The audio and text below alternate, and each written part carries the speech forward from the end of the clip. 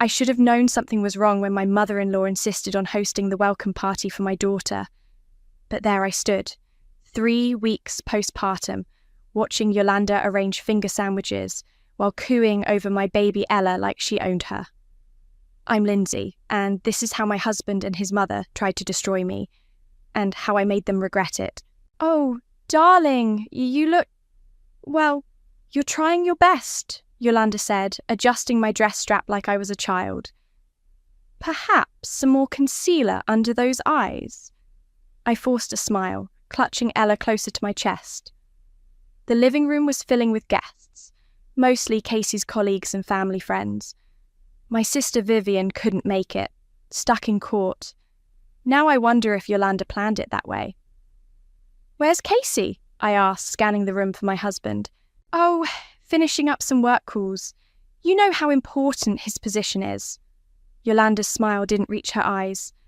"Unlike maternity leave, which is basically a vacation."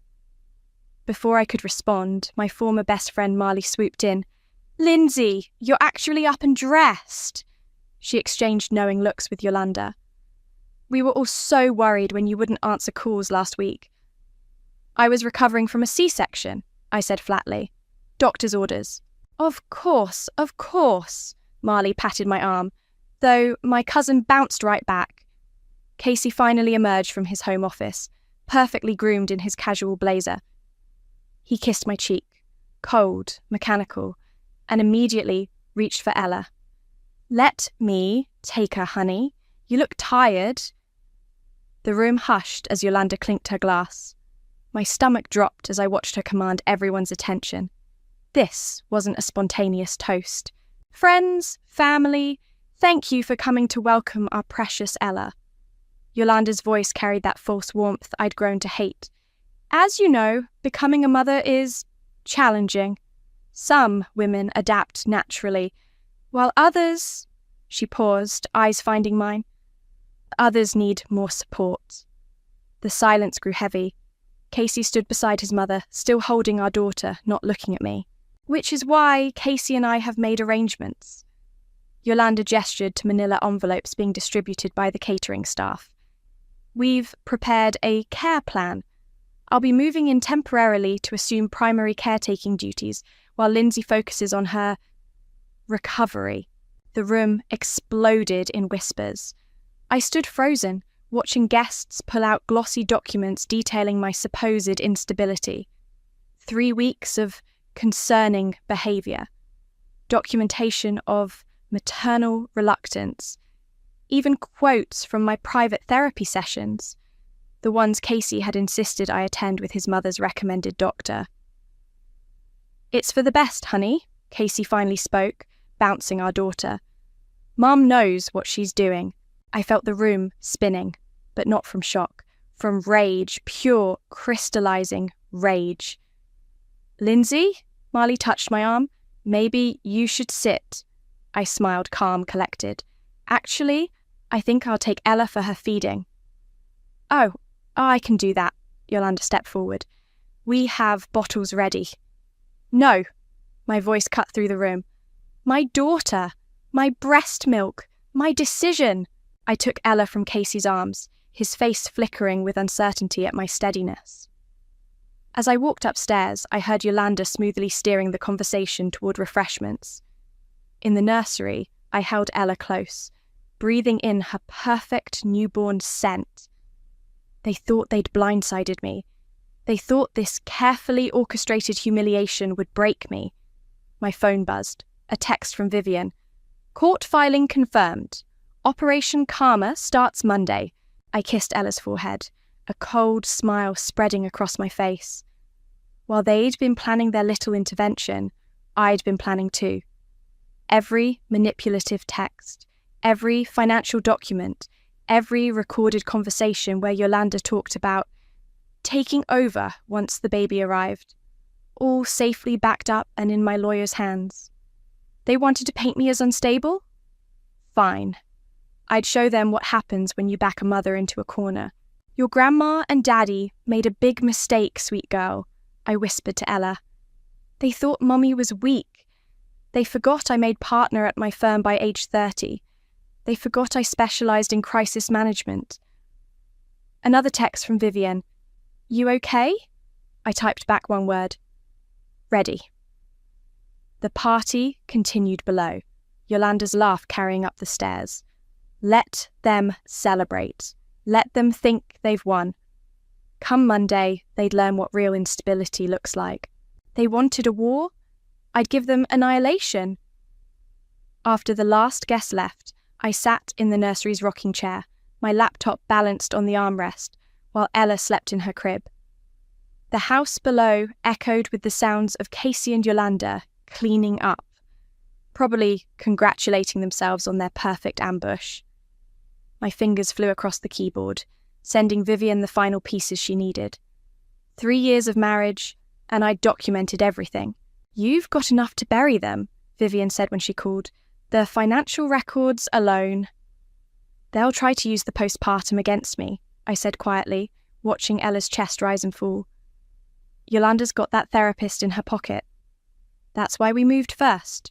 Judge Matthews already has the emergency custody petition.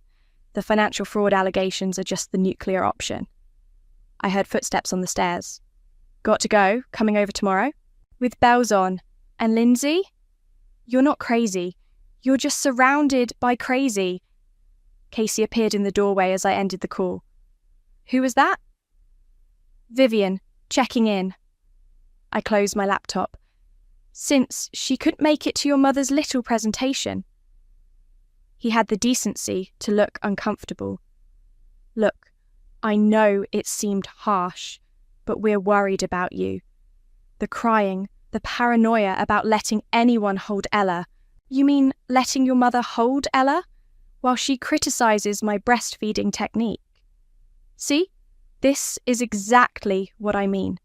Mum's trying to help, and you're being defensive. I stood up slowly, my C-section scar still tender. Remember? Last month? When Yolanda suggested putting her name on Ella's birth certificate as a precaution? She was joking. Was she joking when she accessed my therapy records? When she told your aunt I might have postpartum psychosis? Casey ran his hands through his hair, his tell when he's losing control of a situation. You're twisting things. Mum's moving in tomorrow. We've already decided. No, I said simply. She's not. Lindsay? I have breast milk stored in the freezer. I'm taking Ella to Vivian's tonight. You can explain to your mother why her bedroom takeover needs to wait.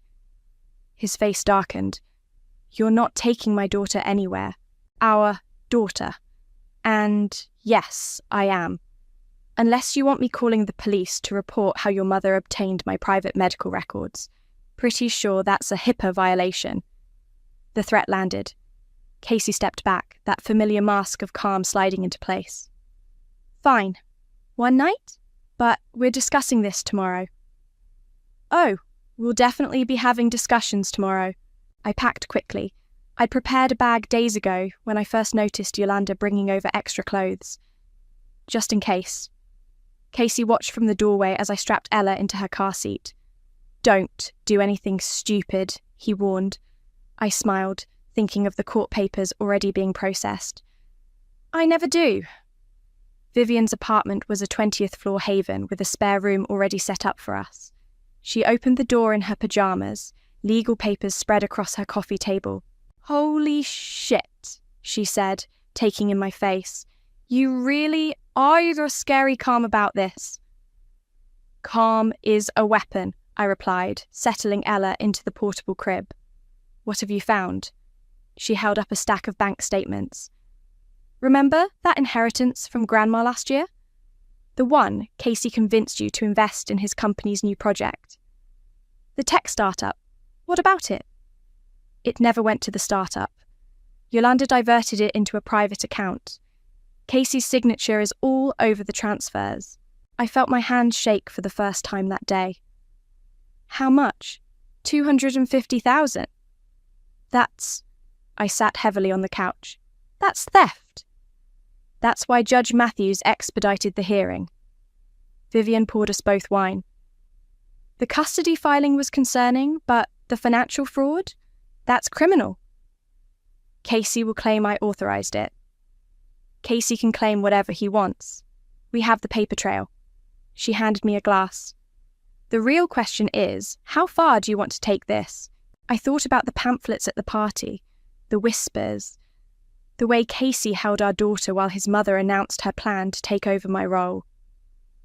All the way, I said, taking a sip. I want them to regret ever thinking they could take my baby. They'll play dirty. They already have. I pulled out my phone, showing her the texts already coming in from Marley and other friends, all concerned about my erratic behaviour in leaving the house. Flying monkeys, Vivian muttered, right on schedule. Let to them come. Every worried text, every call about my mental state, it's all evidence of harassment. Ella stirred in her sleep, making those tiny noises that melted my heart. I touched her tiny hand, her fingers wrapping instinctively around mine. Tomorrow, I said softly, we show them what a real intervention looks like. The next morning, I drove to my old office building, Ella securely strapped in her carrier.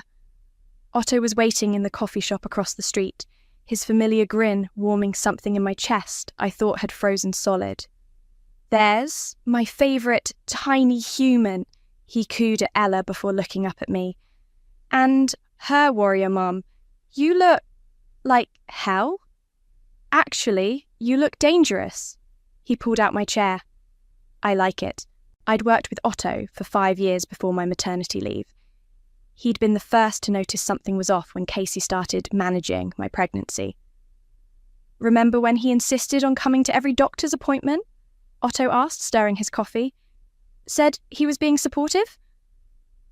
While texting his mother updates about my concerning questions to the doctor. I adjusted Ella's blanket. I should have seen it then. You were busy growing a human. Speaking of... He reached into his messenger bag. I found those email threads you asked about. The ones where Casey discussed your temporary replacement. My hand stilled. From when? 4 months into your pregnancy.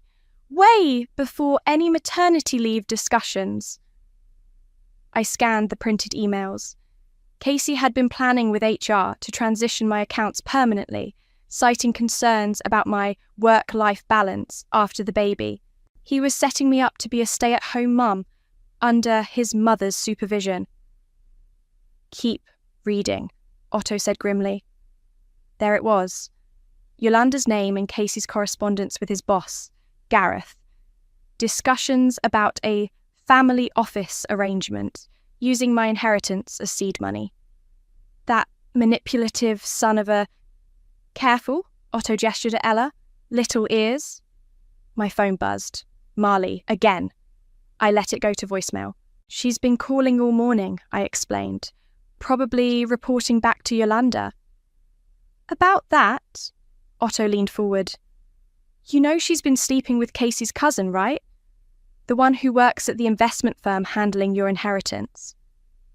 The pieces clicked. That's how they got the account information. Bingo. Otto's eyes softened. I'm sorry, Lindsay. I should have told you sooner about Marley. No, this is perfect. I pulled out my phone, typing quickly. Watch this. I sent a group text to several gossip-prone colleagues. Having coffee with Otto, he just told me the most shocking thing about Casey. Can't believe he'd risk everything for someone else while I was pregnant. No wonder his mum's trying to take control. Otto's eyes widened. You didn't actually accuse him of...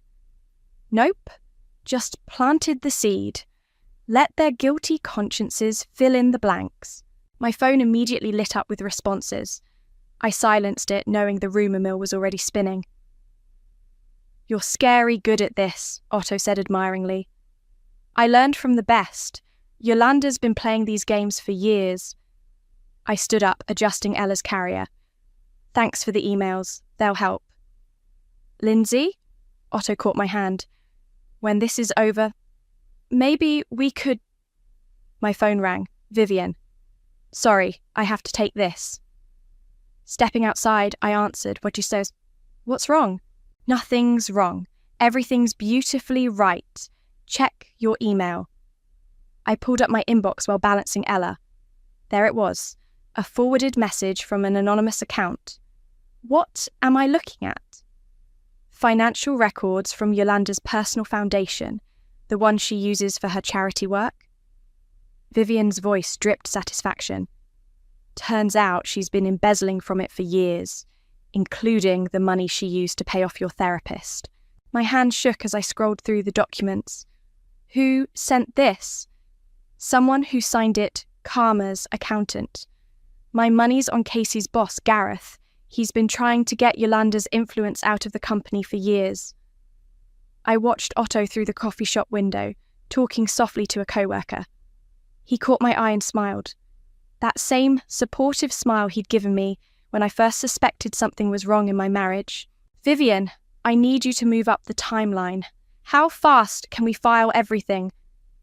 The papers are ready. Just say when. I looked down at Ella, peaceful in her carrier, unaware of the storm about to break. Tomorrow, during Casey's big presentation to the board.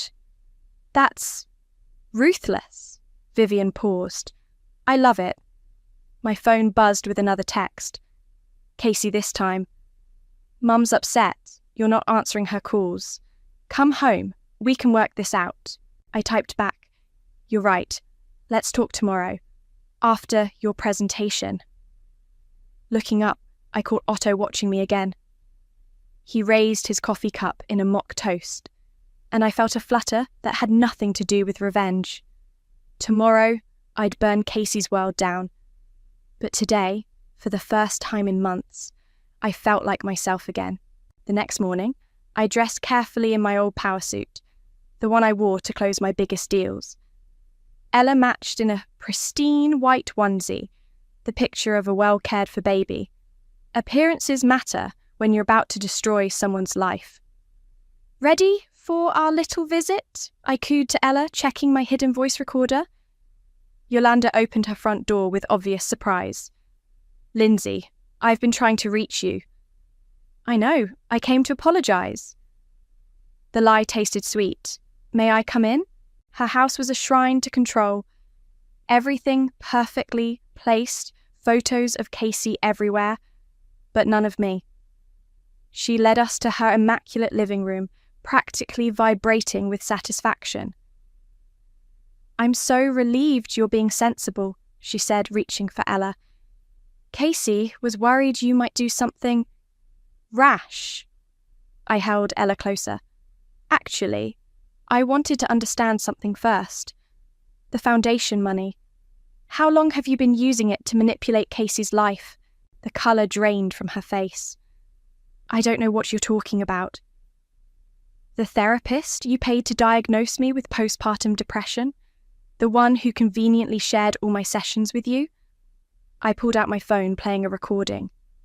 She confessed everything this morning. Something about not wanting to lose her license. Yolanda's mask cracked. You ungrateful little... Careful, I warned, still recording. Remember who's holding the baby. That baby should have been mine to raise. She caught herself, lowering her voice. Casey was perfect before you. Perfect. Then you got pregnant, and suddenly he's questioning everything. The company investments, my involvement in his life. His life, not mine, not Ella's. You have no idea what it takes to build a legacy. Yolanda stepped closer. That inheritance of yours, it's protecting Casey's future. Your postpartum confusion would have wasted it on some daycare business. Got her. The recording caught every word. My phone buzzed. Vivian. Court orders signed. Green light. Thank you, Yolanda, I said calmly. That's exactly what I needed to hear. What? A confession about the inheritance, the fraud. All of it. She lunged for my phone, but I stepped back. You recorded me? You can't. That's illegal. Single-party consent state. I smiled. I consented.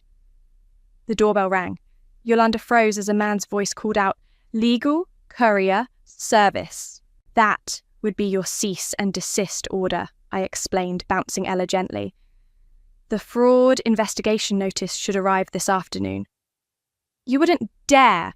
Casey would never let you. Casey's about to have his own problems. I checked my watch. In about 30 minutes, actually. Yolanda grabbed her phone, hand shaking. No signal. What did you do? Me? Nothing. But cell towers do mysteriously go down sometimes. Usually back up in an hour or so. Just long enough for certain presentations to go uninterrupted. The courier knocked again. Yolanda's face contorted with rage. Get out of my house! Gladly, but first, I placed a final envelope on her perfect coffee table. Divorce papers. I had them drawn up weeks ago when I first found the transfer records. You should be proud. I learned manipulation from the best. I'll destroy you, she hissed. No, I said softly. You already tried that. At my daughter's welcome party. Remember? Ella began to fuss. Perfect timing. I headed for the door, pausing in the doorway. Oh, and Yolanda. The foundation board meets this afternoon. Funny how many anonymous tips they've received about financial irregularities. The courier was still waiting. I nodded to him as I left, Yolanda's scream of frustration following me down the walkway. My phone buzzed back to life as I drove away, right on schedule. 3 missed calls from Casey. A text from Vivienne. Court recorder ready for the presentation? On her way, I replied. Another message popped up. Otto. Just saw Casey. He's reviewing his slides, totally clueless. You sure about this? I thought about the pamphlets at the party, the whispers, the planned destruction of my motherhood. Absolutely sure, I texted back. Ella cooed from her car seat as I parked near Casey's office building. In 20 minutes, his carefully constructed world would shatter. The court recorder would capture every moment. Gareth would witness his star employee's fall. My phone lit up with a final text from Casey. Running late? Save me a seat? Don't worry, I wrote back. I wouldn't miss this for the world. I checked my makeup in the rearview mirror, adjusted Ella's bow and grabbed the final envelope from my briefcase. Time to show them what a real intervention looks like. The boardroom buzzed with pre-presentation energy. Casey stood at the front, arranging his slides, every hair perfectly in place. He faltered slightly when I walked in with Ella, but recovered quickly. Honey, I didn't expect... He moved to kiss my cheek. I stepped aside. Don't let me interrupt. I'm just here to watch. Gareth entered, his eyebrows rising at my presence. I gave him a slight nod, our signal that everything was in place. He'd been surprisingly eager to help once I'd shown him the evidence of Yolanda's financial manipulations within the company.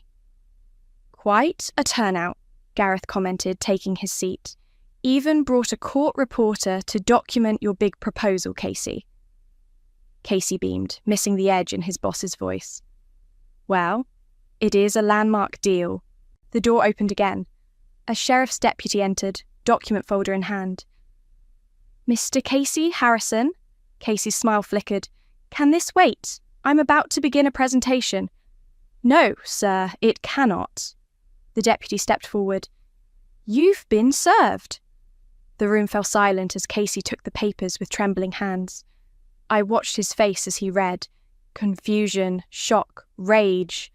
His eyes snapped to mine. What is this? Emergency custody hearing, I said calmly, plus some interesting financial fraud allegations. You might want to read the part about your mother's foundation. You can't... He looked around the room, realizing his audience. This is my presentation. Oh, don't stop on my account. I settled into a chair, adjusting Ella's blanket. I'm sure the board would love to hear about the tech startup, the one you diverted my inheritance into? Or was that money actually funding your mother's private accounts? Gareth stood up. Casey, is there something you need to tell us about the investment structure? This is ridiculous.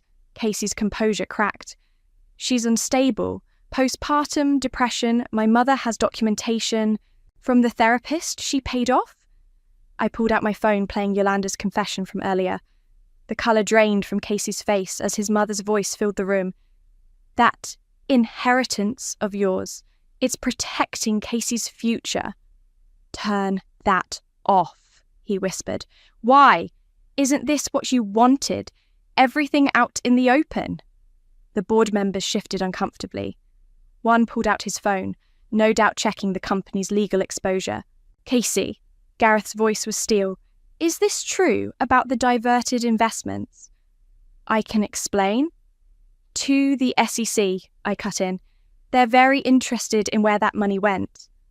Casey lunged for my phone, but the deputy stepped between us. Ella started crying, right on cue. Don't worry, I said, standing up. We're leaving. I just wanted you to experience what public humiliation feels like. Remember my daughter's welcome party? Our daughter, he snarled. Check the custody papers again. As of this morning, that's debatable. Gareth cleared his throat. I think we need to suspend this presentation. Casey, my office, now. I headed for the door, pausing to address the room. I apologise for the disruption. I just believe in transparency, especially when it comes to financial fraud and attempted parental alienation. The boardroom erupted in whispers as I left. Through the glass walls, I watched Casey follow Gareth, his perfect posture crumbling. My phone buzzed. Vivienne. Yolanda got her papers. She's trying to access the foundation accounts. Too late, I texted back. Gareth froze everything this morning. Another message popped up from Marley. How could you do this to him? I typed, ask your boyfriend, Casey's cousin, the one who helped steal my inheritance. Silence. In the lobby, Otto waited with a coffee. Need a getaway driver? Actually. I looked down at Ella, now peaceful again. Want to grab lunch? I have a feeling Casey will be busy with lawyers for a while. You're terrifyingly calm about all this. I learned from Yolanda, appearance is everything. I let my hand shake finally. But I could use a friend right now. Otto touched my arm gently. You've got one. And, hey, you just took down an entire conspiracy in under an hour, while holding a baby. The day's not over, I said, checking my phone. Vivian's filing the criminal charges this afternoon. Remind me never to cross you. Through the glass doors, I watched Casey emerge from Gareth's office, security escort in tow. He saw me watching and mouthed something that looked like, please. I turned away. Let's get that lunch. I have a feeling my appetite's about to come back. Otto held the door, and for the first time in months, I walked out into the sunlight without looking over my shoulder. The voicemail started at midnight. I sat in Vivian's guest room listening to Casey unravel in real time. Baby, please. We can fix this. Delete. You're making a huge mistake. Delete. My mother is having a breakdown. Delete. If you don't call me back, I swear to God. Delete. Ella stirred in her crib as my phone lit up again. Marley this time. I answered on speaker, letting Vivian record from her laptop. How dare you? Marley hissed. Do you know what you've done? Exposed your role in stealing my inheritance. Yes, I do. I never... That's not... She faltered. James was just helping Casey protect you from yourself. James, Casey's cousin, the investment manager who conveniently started dating my best friend right when I got pregnant. Silence. Tell me, Marley, how much did they pay you to spy on me? It wasn't like that. We were worried about you. The way you kept questioning Casey's decisions, fighting Yolanda's help. You mean the way I noticed my money disappearing? A knock at the door made me jump. Vivian checked the security camera and mouthed, Yolanda. Got to go, I told Marley. Enjoy the SEC investigation. Yolanda's voice carried through the door. Lindsay, open up, right now. Should I call the police? Vivian whispered. I shook my head, pressing record on my phone. Let her dig her grave deeper. Opening the door revealed a dishevelled Yolanda, mascara smeared, designer outfit wrinkled. You vindictive little witch. Good evening to you too. You're violating the restraining order. The foundation board suspended me. She tried to push past me, but Vivian blocked her. 20 years of reputation destroyed. Karma's interesting that way. I'll tell everyone about your episodes, she threatened. How you wouldn't let anyone help with Ella. How you isolated Casey. You mean like this? I played back her confession from earlier. The boar already has a copy. So does your pastor, by the way. The one you bragged to about saving my baby? Yolanda's face crumpled. He was perfect before you. My perfect boy. And now he's facing fraud charges. Funny how actions have consequences. My phone buzzed. Otto. Just saw Casey leaving the office. Box of personal items. Security escort. Speaking of consequences, I showed Yolanda the message.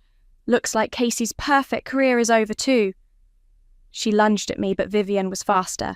In seconds, Yolanda was face down, my sister's law school self-defense classes proving useful.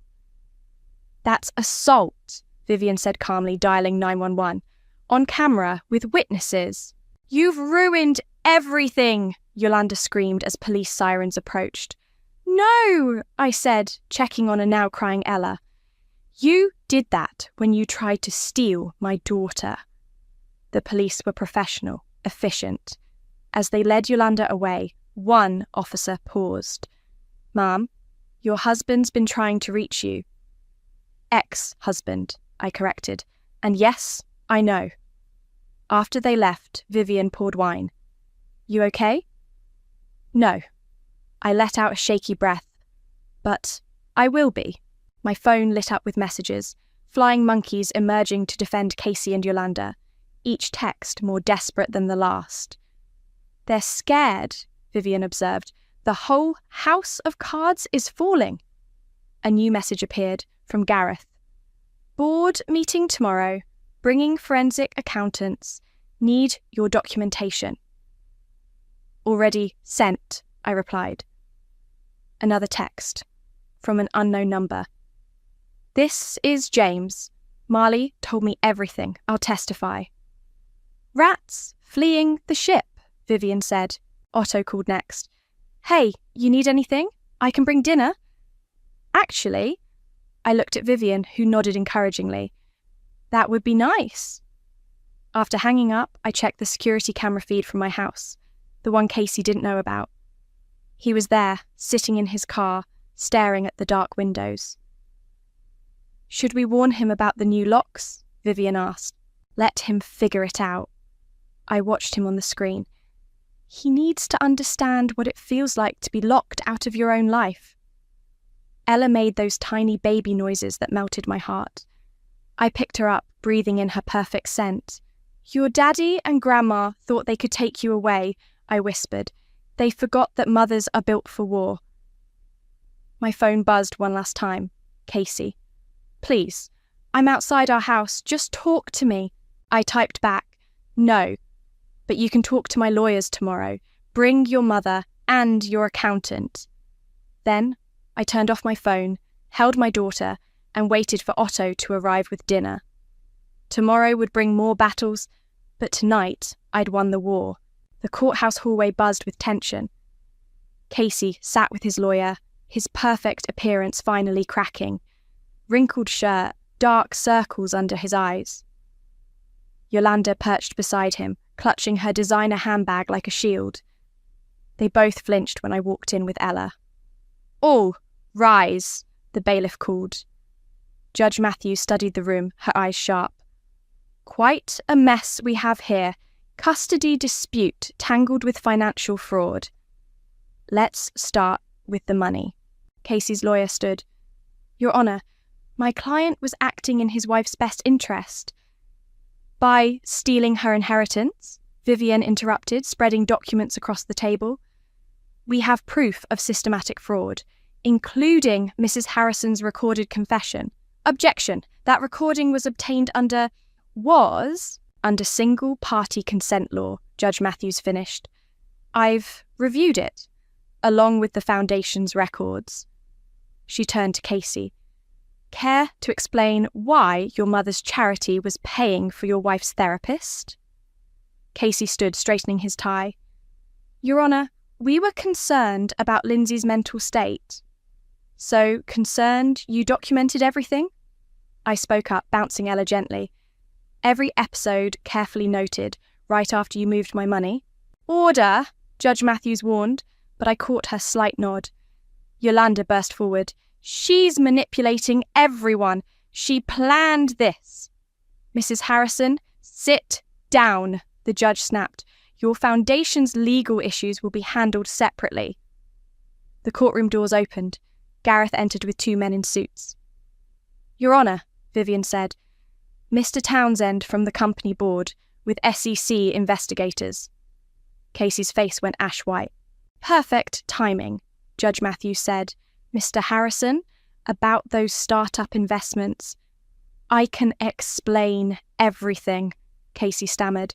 Please do. Starting with this document showing you diverted funds 2 months before your daughter's birth.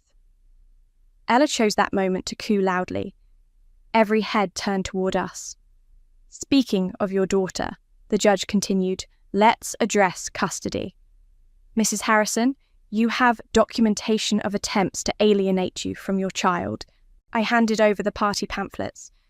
They distributed these at my daughter's welcome party, 3 weeks after my C-section. A welcome party where you announced taking over parental rights? Judge Matthews asked Yolanda. Without any legal standing? She wasn't bonding properly, Yolanda protested. I had to step in. By paying a therapist to diagnose me. I pulled out more papers. The same therapist who just surrendered her license rather than face investigation. The judge reviewed everything silently. Casey kept trying to catch my eye, but I focused on Ella's perfect face. I've seen enough, Judge Matthews finally said. Mr. Harrison, your financial dealings will be investigated by the SEC. Mrs. Harrison Sr., you're facing separate charges for your role. As for custody.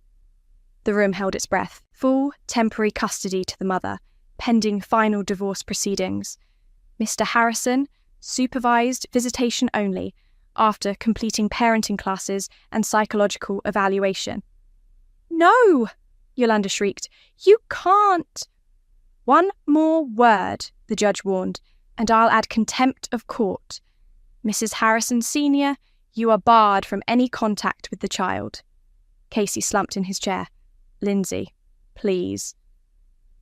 Save it, I said quietly. Save it for your fraud trial. Outside the courtroom, Gareth approached. The board voted. Casey's terminated, effective immediately. We'll cooperate fully with the investigation. Thank you, I said, for everything. I should have seen it sooner. Yolanda's influence was toxic from the start. Otto waited by the elevator, holding coffee and a diaper bag. Need an escape route? Before I could answer, Marley appeared. Lindsay, wait, you have to understand. I understand perfectly. I turned to face her. You chose the wrong side. How's James handling the SEC investigation? She fled in tears. That was cold, Otto observed. So was betraying your best friend. Casey emerged from the courtroom, eyes red. Can I hold her once? No. I stepped into the elevator. Call my lawyer to schedule supervised visits after your psych eval. I did it for us, he called as the doors closed. For our family. Otto touched my shoulder gently. You okay? I looked down at Ella, peaceful in her carrier. I will be. We both will be. My phone buzzed. Vivienne. Judge just issued the restraining order against Yolanda. It's done. Not quite done, I thought. but close. Want to grab lunch? Otto asked. You should eat something after destroying my husband's life? I managed a small smile. Yes, lunch sounds perfect. As we left the courthouse, I heard Yolanda's voice rising in another courtroom, something about foundation funds. But I didn't turn back. Some fires you light, then walk away and let them burn. The last box from Casey's study hit the donation pile with a satisfying thud. Otto held up a framed photo of Casey and Yolanda at some charity gala. Keep or burn? He asked. Donate. Let someone else's fake family hang it up. Ella crawled across her playmat, babbling happily. She'd started pulling herself up on furniture, each milestone documented without Casey's hovering commentary or Yolanda's criticism. My phone buzzed. Vivian. SEC just announced charges. Turn on the news. I flicked on the TV. There was Casey being led out of his lawyer's office in handcuffs. The headline scrolled, Executive charged in multi-million-dollar fraud scheme. They found more than just my inheritance, I told Otto. Turns out Yolanda's foundation was just the tip of the iceberg. How's she handling prison? According to her lawyer's latest appeal, not well. Apparently, designer jumpsuits aren't a thing. Otto gathered more papers from Casey's desk. Hey, what's this? It was a birthday card I'd given Casey last year. Inside, I'd written about my hopes for our future family. About trust and love and partnership. Burn that one, I said quietly. The doorbell rang. Through the security camera, I saw Marley shifting nervously on the porch. Want me to send her away? Otto offered. No, it's time. Marley looked smaller somehow, her designer clothes replaced with simple jeans. I brought this. She held out a USB drive. All the emails between James and Casey, about the money, about you, everything. The SEC already has them. I know, She wiped her eyes. I'm sorry, I got caught up in their world. The status, the connections. James dumped me the day after the arrests. Karma's funny that way. Can you ever forgive me? I thought about trust, about friendship, about betrayal. No, but I can thank you. Thank me? If you hadn't helped them, I might have taken years to see who they really were. Now, Ella will grow up without their poison. Marley nodded slowly. You were always stronger than they thought. Goodbye, Marley. Inside, Otto was entertaining Ella with silly faces. Everything okay? Getting there. I picked up my daughter, breathing in her baby shampoo scent. Did you mean what you said? About staying? Through fraud investigations, family drama, and midnight feedings? He smiled. Try getting rid of me. My phone lit up. Casey's number. His weekly attempt at contact. Right on schedule. This time, I answered. Lindsay, please. The prosecutor offered a deal. If you speak on my behalf. No. Mum's losing everything. The foundation, her reputation. Actions have consequences, Casey. You taught me that. I love you, he tried. I love Ella. You loved control, power, your mother's approval. Don't call again. I hung up, hands steady. Otto waited, patient as always. You know what's funny? I said, watching Ella play. They thought making me look unstable would break me. Instead, it made me document everything, build evidence, prepare. Like a self-fulfilling prophecy in reverse. Exactly. I deleted Casey's number finally. They created their own destruction. The afternoon sun streamed through windows, no longer shadowed by Yolanda's surprise visits or Casey's monitoring. Ella laughed at something only babies understand. Want to get out of here? Otto asked. The park's having that food truck festival. Actually, I looked around at the half-packed house. Let's sell this place, start fresh. You sure? This was their house, their vision, time for our own. Our? I smiled, really smiled, for the first time in what felt like forever. If you want, he answered by kissing me softly. careful not to squish Ella between us. My phone buzzed one last time. Vivienne. Yolanda's appeal denied. Casey took the plea deal. It's over. But it wasn't over. It was beginning. A life without manipulation, without walking on eggshells, without perfect appearances, hiding ugly truths. Food trucks? I asked Otto. Food trucks, he agreed, already gathering Ella's diaper bag. Outside, the summer air felt clean, new. Ella waved at passing dogs. Otto held my hand. And somewhere in a prison visiting room, a mother and son faced the consequences of their actions. They tried to write my story. The unstable new mother, the needed intervention, the justified takeover. Instead, I'd written their ending.